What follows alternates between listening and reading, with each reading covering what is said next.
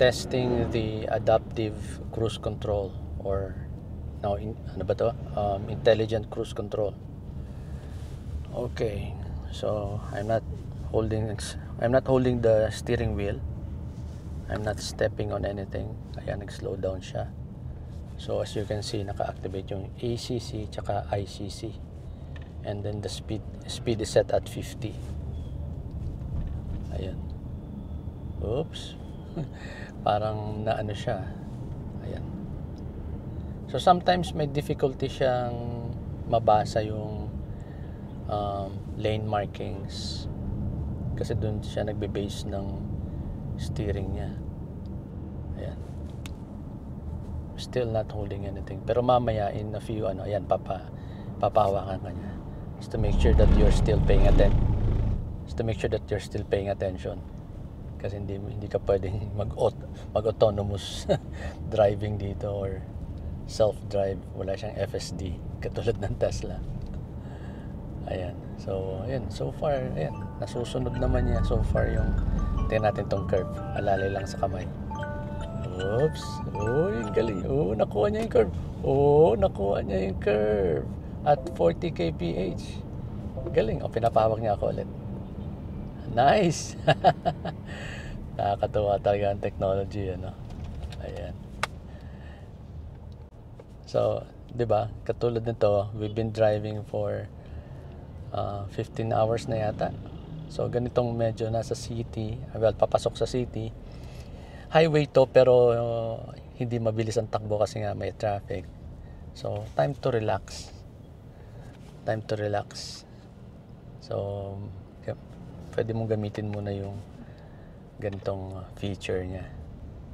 So, nakapagpahinga yung paa ko. Ayan. And then, ayan. Kusa siyang nag-slow down and nag-brake.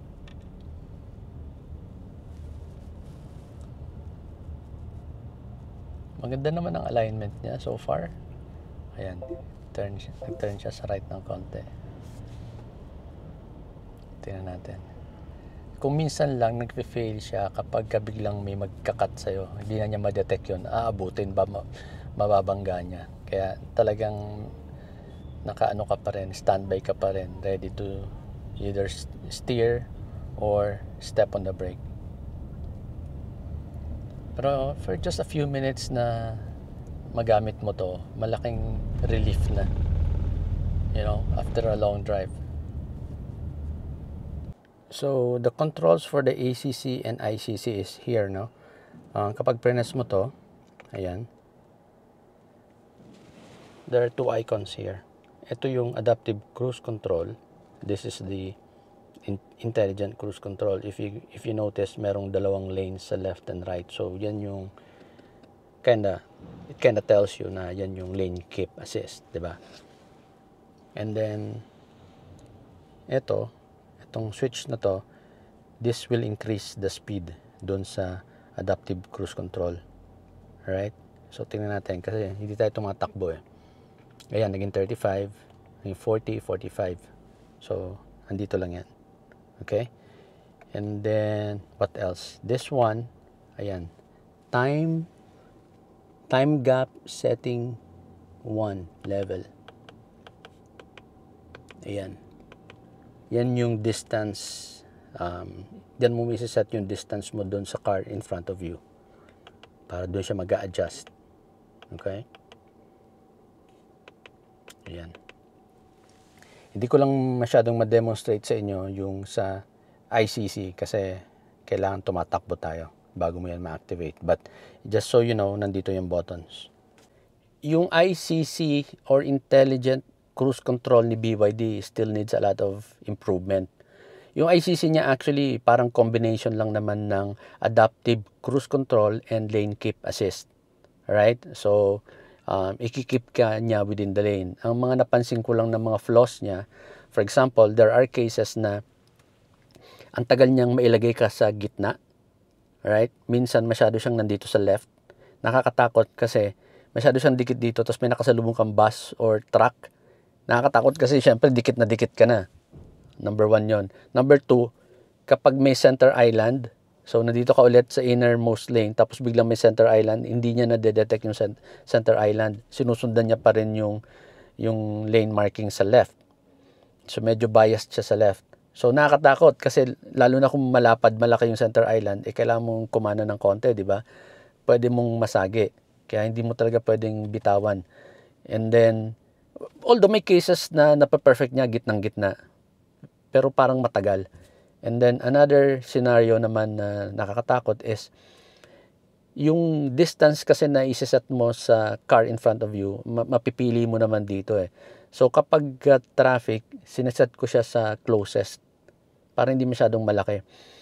Pero yung closest setting niya, dati nang very spacious. Sa madaling sabi, it invites the kamotes, be it 4-wheel or 2-wheel. Nakita nilang ang luwag mo sa unahan, papasukan ka, ikakat ka. Now, kapag may nag-cut sa'yo, either hindi niya ma-detect, tapos biglang tumigil, pwede mong abutin, pwede mong mabangga. Or, pag-cut niya sa'yo, hindi naman siya tumigil, tuloy-tuloy kayo, pero parang nagugulat yung ICC na, oops, may sasakyan pala sa unahan, at nagdadahan-dahan kayo, bigla siyang parang nag-emergency braking, so magugulat ka. Another scenario, kapag may jeep or bus na nagbaba ng pasero sa kanan, alam niyo naman ng mga drivers natin, di ba? Hindi yan tatabi talaga ng tabing-tabi. So, parang kalahati minsan. So, ganyan. Di ba? Imbis na tubamin ng completely para makadaan ng mga nasa likod, kalahati lang.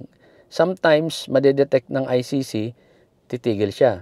Minsan, pag medyo nakalabas ng konti, hindi niya madetect, dediretso siya. Nakakatakot kasi pwede mong abutin. So, yun yung mga flaws niya. Pero other than that, masarap naman siyang gamitan kapag talagang nasa highway ka na wala na masyadong gitgitan, na lahat kayo mabibilis ng takbo. Lalo na kung long drive na pagod ka na, medyo nangangalay na yung katawan mo, masarap kasi, kahit man lang 30 seconds to 1 minute na ano mo yun, may pahinga mo yung paa mo, hindi ka nakatapak sa pedal, tapos kahit isang kamay ka lang dito, pahinga ka ng konti, and parang he's doing the driving for you. Okay din naman, masaya. And then, kapag traffic din, again, kasi nga, kaya niya yung stop and go, tawag dito, nakakapagpahinga ka. Alright? And another scenario pa rin pala, pag hindi niya nakita yung lane markings, di ba sa atin, hindi naman ganun ka perfect ang pagkaka-marks ng mga lanes natin, di ba? Sometimes biglang nagfi-fade, biglang putol na, automatic na detect ng ICC na wala na siya nakikita, di na niya masundan, disable niya. Kaya hindi mo talaga pwedeng bitawan yung manibela kasi lagi ka pa rin nakatingin kung naka-activate or deactivate, or kung may masasagi ka, or kung may titigil na jeep. So, I guess, mukhang talagang mahirap gamitin yung ICC, especially pag dito sa Metro Manila. Kapag long drive mo lang talaga makukuha yung benefit, or kapag sobrang traffic naman. Alright? So, hopefully, yung mga improvements can be done via, software update lang. So, tingnan natin, abangan natin.